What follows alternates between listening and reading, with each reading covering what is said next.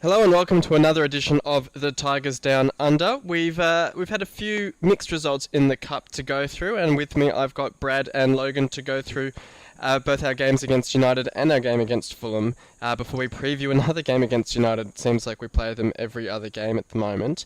But we'll start with the win against United, which was our first in about 43 years, and certainly the first since I've been alive, which doesn't mean a whole lot, I suppose. But I'll start with you, Brad, because it might have been the second one that you've seen. I don't know. What did you make of it? No, I'm not that old. Look. It was just really good to see that. I think most of us would have thought that not only would we be lucky to even draw with United, but sometimes even likely not to score. And the fact that not only did we, I think, for a predominantly large part of the game, showed them, and probably anyone that was watching, how good a side we actually are when we want to play football. Some of our passing was the best I've seen for some time. So, obviously, people will say, like, United were a bit depleted or not themselves, or, who wants to play in Yorkshire on a cold, freezing night? Well, we were there too, and I think like I said, for a good hour, we were the better side anyway. Waking up at 6 a.m. or 5:30 a.m. and seeing the lineup with Bowen, Timon and others in the starting lineup didn't inspire a whole lot of confidence, but Logan, we came away with the win. What did you make of the lineup and how the team played? Yeah, exactly. As you mentioned, it was an interesting one at first, and I think it probably we kind of were in two minds, thinking what was Silver going to do with the FA Cup tie and the second tie. Are we going to actually have a go at it? Do we still think we could kind of achieve anything and press on and make that final? And when the squad came out, there's definitely one that kind of left us with huge doubt, but. Obviously, as Brad touched on, the performance itself was just incredible, and I think it just kind of goes to show the importance of having a full squad and being able to make those rotations and kind of use a bit of fresh legs as opposed to using the same players over and over and over again. The second goal itself was great build-up play from Nias running down one wing, then Markovic switching the ball across to the right for Myler to cut back for Nias to get his first English goal, which was great to see for him. And also great that he didn't spend too long celebrating. He just ran right back to the centre with the ball, which was good to see a bit of composure. But there was a bit more controversy about the first goal with the shirt pull on Maguire. Brad, what did you make of it, and what did you make of Mourinho's comments about it? Well, I mean, firstly, I think the penalty by definition is there, but we see a lot worse not given and a lot heavier stuff given. Probably the only thing that surprised me was that we actually got it rather than the other way around. Normally we get the rub of the green when we're playing in Championship and we're the top side, but bottom of the Premier you don't seem to get any luck at all. But Mourinho was just probably doing what he normally does best, is deflecting the performance away from what it was. And a few of my mates who are United supporters were not only critical of Man United, but were very complimentary of us. And probably that, to me, just showed Mourinho had basically decided, well, there's no point going on about anything else. I'm just going to cop flack for a performance that wasn't up to scratch. So I'll find a way to deflect that concentration a bit. And Logan, what did you make of the two goals, and also the fact that Pogba managed to score their goal with an unfortunate poke back from Huddleston? Yeah, that's exactly right. The goal from Pogba was such unfortunate circumstances, particularly the way that City played. It didn't really offer enough that you thought United had done enough to warrant such a goal. And as you said, the toe poke from Huddleston, he did quite well to get his foot to the ball in the first place, and it just obviously landed in the path of Pogba, which was over to put a cheeky toe poke through, and it was a class finish in many ways. But yeah, I felt on the run of play we were kind of hard done by.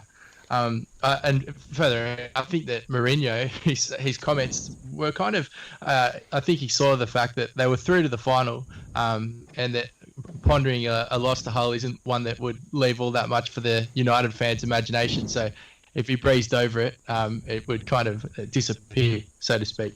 And we give him enough stick on here, so we should give him the credit when he deserves it. But I thought Marshall had a fantastic game, and I think was it the first half or the start of the second half when Ibra was basically through on goal, and he made a fantastic save. So he certainly had a great game, and it's unfortunate for him not to get a clean sheet out of it. But yeah, certainly deserves praise where it's due. And we'll move on and talk about Snodgrass's sale, which was a bit controversial in terms of, I mean, I guess we could kind of see it coming, but the circumstances around it, from what we've heard, with Snodgrass refusing to train for about 10 days. I think he played against Bournemouth, was his last game for us from memory.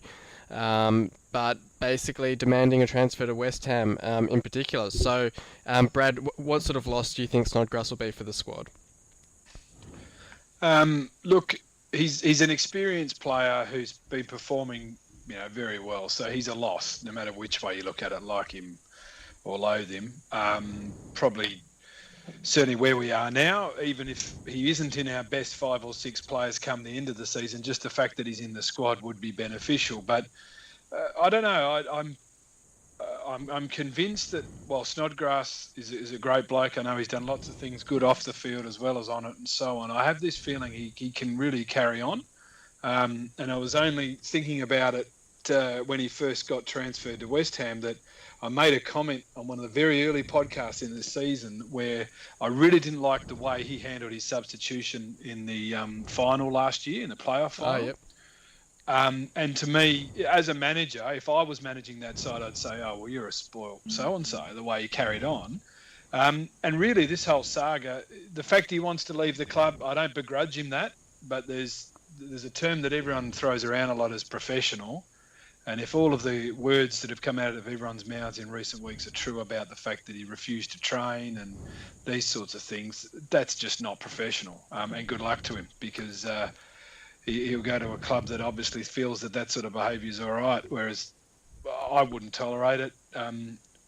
It's quite ironic. A real miss. It's quite ironic because they've just experienced it with Payet, who's refused to train and said he won't play and he wants to go back to France, and they've just brought in Snodgrass, who did the same with us. So it's a bit ironic that they're willing to accept that sort of character from Snodgrass coming into the squad.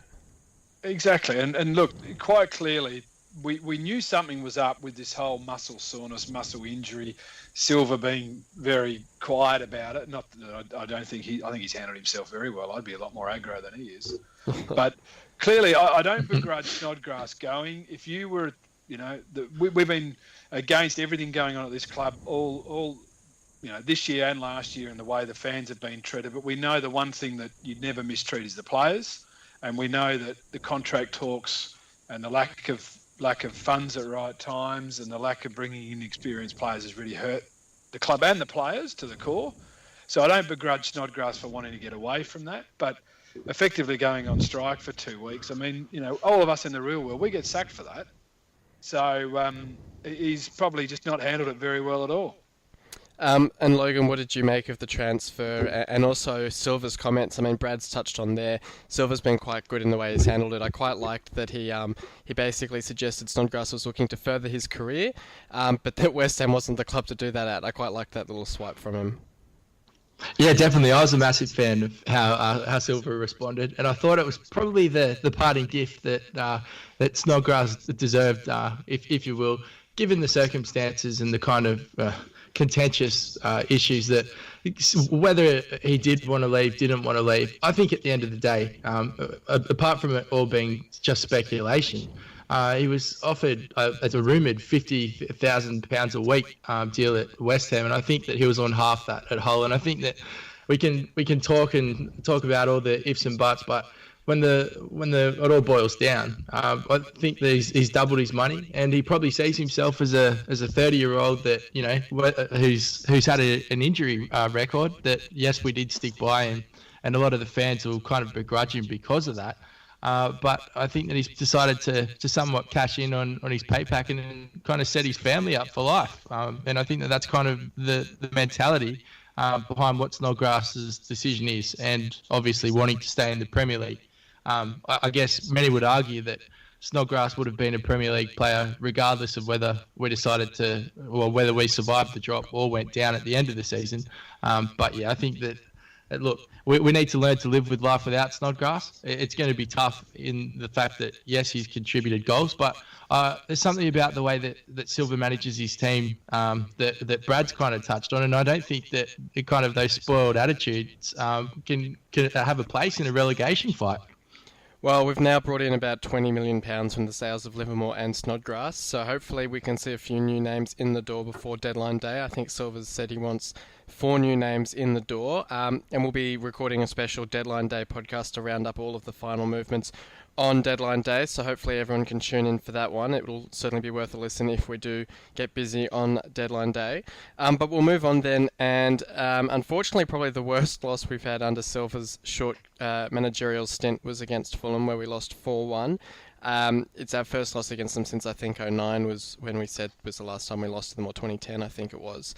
And of course it was Aluko who scored the opener for them, but really thought we were going to go on and win the game after Evandro scored the equaliser just after half time. But Brad, what did you see? Well, I don't know if anyone's had the chance to catch the highlights yet, but what were your thoughts on the game and the way it unravelled? I probably went in thinking it was just a game that didn't really matter. I know that the cup, the glory of the cup and having a good cup run, and obviously recent years our cup performances have been fantastic. But really, I am really seriously just praying and hoping that we can just hang on for the non-relegation side of things. And if Silva's got one eye on that, I mean, whether Silva's got a long-term career or not could also hinge on staying at Hull if we do get to stay up. I mean, if we stay up, he'd be a hero and probably guaranteed a job for a few years. So he was probably more inclined, I thought, to maybe even try a few things last night. I didn't see the usual setup changing a lot, but I did see that maybe the personnel at times looked just a little bit different, the way we could have maybe tackled the game. But typically Aluko popping up and scoring the first one was probably the sign it wasn't going to be a great night. Certainly didn't expect it to be 4-1, and really the last goal there, probably even 2 goals there, we were obviously in an attacking mind and they caught us on the hop. But ultimately, I didn't really care too much for the game anyway. I was just hoping we didn't walk away with many injuries and we can get through this next month of tough games. Well, certainly. I mean, we gambled on Davies' fitness, and it looks like that didn't come off with him going off after about 9 minutes with a re-aggravated hamstring. So hopefully that's not too serious. I mean, if it was minor enough for him to start the game, hopefully he hasn't actually torn it or anything like that from the game. But it certainly wasn't our night. And I can't say I've ever experienced 2 penalties given inside a minute to the team, and then the striker missing both of them. Logan, what did you make of the game as a whole, and also Hernandez's penalty taking abilities? Yeah, look, obviously a very disappointing result given the kind of strength that we saw in the team, particularly when the squad selection came out. I thought, I was quite intrigued to see just how strong a squad Silva had decided to play. And yeah, I guess when we fell behind to Aluko, predictably, you just kind of always had the sense that we were going to get ourselves back into the game. And as you mentioned, Evandro scoring put us right back in the mix, and then to fall in the way we did was very disappointing. But at the same time, I still think that the weight of having an FA Cup run and extra fixtures in the scrap on the way home, so to speak, is not what we need. I guess all City fans will be familiar when we did make that the final against Arsenal, how much our form in the league did dip. So I think that's something to be mindful of, and I don't think that if we were to get really deep and talk to the actual what the feeling in the camp is, I don't think many of the players will be too disappointed to not be playing. Obviously, I think that we can dwell on the Hernandez double missed penalty, and it isn't something that you'll see. It's quite horrendous, really. But I think that given the fact that we were down 4-1, it just wasn't our day. And you know that when the tide's against you, you don't really not expect to see that kind of stuff. If it's ever going to happen, that's the times it'll pop up. So I think we move on, and as Silva said, it's a reaction now from the players in the next United fixture. Yeah, the concern for me as well was Aleb Dalawi was apparently quite poor down the right, because that seems to be where Fulham opened us up regularly. Ryan Sessegnon, as a 16-year-old, seemed to have an absolute corker of a game. and was really taking advantage of that space. So hopefully it was just a blemish, and hopefully the players just didn't go into that game with a full focus, and hopefully they can get their heads up for the United fixture. But I suppose that's sort of the reality call and wake-up call for the players that everything isn't just going to be easy under Silva, and we do have to graft and really fight to stay up. So hopefully, I'd rather have that sort of loss in the cup than in the league. So hopefully, fingers crossed, things turn out better against United, which we'll talk about now. So it's the third game against United in just over 2 weeks, I think it is, or a week and a half or something like that. So it's a bit of a funny way the fixtures have worked out. So third meeting of the two Portuguese managers. Ledger stands at 1 win for each of them at the moment. So it'll be interesting to see how this one splits down the middle. But what's your take on the fixture, Brad? Do you think it's a game we can go to Old Trafford and really look to get something out of, or is it more of a damage limitation sort of fixture? Yeah, look, it's an interesting one because, if you asked me a week ago, I'd be saying it'd be all about damage. But quite clearly, that like we said, the game Thursday night, we were much better than them. Not just better than them in patches. For a long window of time, we were much better, and we had a better presence defensively. We were passing the ball better than them. And so realistically, there's no chance of us maybe snatching a big win, but I think we can honestly look forward to the fact that we could realistically get a point. And I think we all know that, going back, looking at this month of fixtures that we're in, any point that you can grab from anywhere is just gold. I do believe if we can play like we did the other night, sure, we can get a point. I think there'll be a few lessons learnt by Man U from the other night, and maybe even just the way they applied themselves early. But I think they may even make a few changes, not so much on the personnel front, but just maybe the way they actually move the ball around. It's probably the only time I've seen it in the flesh that Man U seem to actually give us more room, and they never normally do that. They're very much closing us down. So whether that's the fact that we dictated it early or not, I'm not sure. But yeah, look, what have we got to lose? Some confidence, that's about it. And realistically, we all know that losing at Old Trafford's, in most people's eyes, is a given. So I'd be just going out for it, try and snatch a goal or two and grab a point.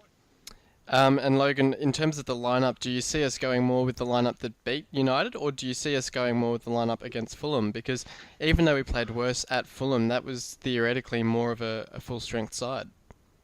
Yeah, I think that given the couple of days rest, I would not be surprised to see a very close side to the one that played at Fulham. Obviously, with Dawson coming back into the squad, given that Davies, we assume, will be missing, would be the kind of obvious change. But I'd be very surprised to see too many changes from the side that took on Fulham rather than the side that actually beat United during the week. The interesting call as well, now it's sort of flipping back the other way, is whether Marshall earns himself a recall, because Marshall obviously acquitted himself quite well against United in the League Cup, whereas Jakupovic obviously conceded 4 goals against Fulham. So there might be some question marks over whether Marshall earns a recall to the Premier League. Do you see Silva as chopping and changing the goalkeeper situation, or do you think it's more a case of we just want to sort of lock down one keeper and just let him focus on playing his game? Brad? Look, I'm not sure. The one thing that might come into play, though, is just how tight this group of games has been. So you've had Man United Thursday, you've got Fulham last night.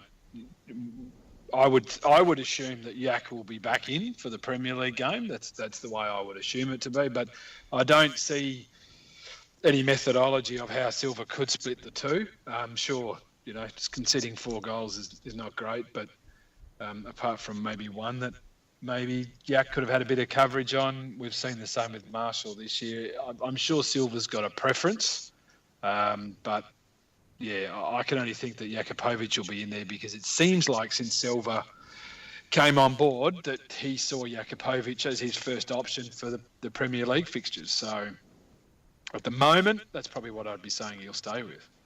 And then we've got Mbakani, who's making his return from the African Cup of Nations after his side was knocked out. So it'll be interesting to see how he works his way back into the lineup, because obviously he hasn't played under Marco Silva.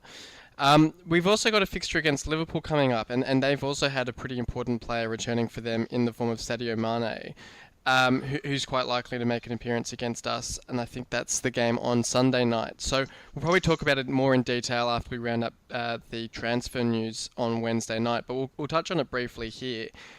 Liverpool surprisingly have been in worse form than us over the last 6 or 7 games. I think we've got 3 wins to our name, and they've only got the 1 win against Plymouth. So it'll be an interesting fixture at the KCOM, where traditionally Liverpool haven't done too well. I think they had a win back in 2008 or 2009, but since then it's been a draw in 2010 just before we went down, and then 2 wins under Steve Bruce. So, Brad, how do you see that fixture playing out? Yeah, look, probably the only thing that's working against us there is Liverpool's poor form recently means that they'll either be trying harder to address it or make changes that could address it. But look, I actually think after watching the Man U game, we shouldn't really be fearing anyone, especially at home. We should be able to say, look, any team that comes to our digs is going to have to probably presume that they're going to drop a point, at least. I think it's 3 wins from 3 for Silver at home. Yeah, and look, even away, sure, Fulham last night wasn't great, and the squad was tinkered with somewhat since the Man United game, so we know that there's changes around, and Silver's probably going to take the rest of this month to even find the formation that he even likes to play with. But the one thing I'll say is that the players seem to have responded to him coming on, and I wouldn't think we should fear anyone. And Logan, how do you see the game against Liverpool unfolding? Yeah, I don't see a reason to fear them at all. In fact, I think that Liverpool will come to the KC or the KCOM extremely wary, knowing that their recent record there is certainly not positive. And also, as Brad mentioned, their poor form, it might work against us in the sense that they'll be extremely hungry for a win. But I still think that it's kind of the bogey team that at this stage of the season that they would kind of have circled on their calendar as a fixture that they're not really that comfortable with, and that can only be a positive sign for us. It'll certainly be interesting to see how we line up against Liverpool, especially as it's only a few days after the United fixture. Obviously, Markovic won't be able to play against Liverpool, but from the sounds of things after last night's game, he's not looked too flash anyway. I'll get a score prediction from you then, Brad, for both the United fixture and the Liverpool game. Look, I think as much as I said we shouldn't fear anyone, I think Man U will beat us probably 2-0. But I do think the Liverpool fixture, I really do see us getting a point. We might not even play very well, but like Logan just said, there's some vulnerability about them, and we seem to have a tail up a little bit in the league. Probably the only thing that worries me between the two is, like we said, this congestion of fixtures means Silver is playing the juggling act. But yeah, I can see us, how many goals I'm not sure, but I can see us getting a point against Liverpool. And Logan? I'm going to go for a 0 or draw at Trafford. I think that we're a huge chance of really going there and just dulling the game and creating a lot of problems for United. In the Liverpool fixture, moving on from that, I can see us nicking that, even if it is only a 1-0. I would be very surprised if we didn't take all 3 points. Such is my positivity for that game. Well, I mean, 4 points out of those 2 fixtures would be pretty outstanding and would really set us in good stead for getting out of the relegation zone pretty soon. I've asked for predictions for those games. I'll also ask for another prediction from both of you. Ahead of deadline day, how many players do you reckon Silver will sign between now and the close of the window? Brad? Look, I think realistically, if we look at all the rumours, he's probably got 4 or 5 on the radar, and I think he'll probably land 2 of them. Logan? I'm going to stay nice and positive, and I think they're going to land all 4. So out of the just touch on briefly before we finish off. I mean, we've been linked with Nani in the last few days on loan. I think there's Milivojevic or something. I don't know how to pronounce that name, but he's played with Silva at Olympiacos, and then I think Mauricio was with Silva in Portugal, and there's been a few others as well. Do you guys see much strength in the rumours around Nani, for instance? I wouldn't know, to be honest. I think that there's enough, obviously, fuel there to get something started, but clearly Silva's link with Olympiacos is probably where I think the business will get done. And Nani would be probably a great inclusion. I mean, really anyone that adds some depth to the squad in any position is going to be a good improvement with this run in. And Logan, which players do you see as being the most likely to come in terms of? I mean, we've been linked with a few wingers and also central midfielders as well.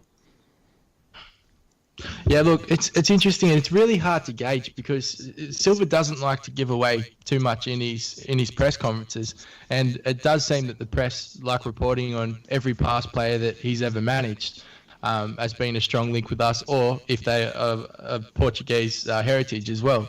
So I don't really know about the Nani rumours or any of the others really, but I could be pretty sure that there would be some advanced talks going on with at least two of those players that are known to Silva. Who they are, I'm not so sure, and I think that it's that night before Christmas feeling where you know that you're getting something, but you just don't know what it is. Absolutely. Well, it's only a few days to go now before that window closes, so hopefully we can get some business done and those players that come in will be able to help us stay up. So thanks for coming on, Logan. Not a problem. And thank you for joining us as well, Brad. Cheers. Thanks for having me. No worries. And thank you everyone for listening in. Hopefully you've enjoyed this installment of the Tigers Down Under. Don't forget to like the video, give us a comment, share it around and get the word out. But until next time, come on City. You've been listening to the official Hull City Australia podcast. For more discussion, join us on Facebook in the Hull City AFC Australian Supporters Group or follow us on Twitter @Hull City AFC Oz. The music was created by Amber and Black.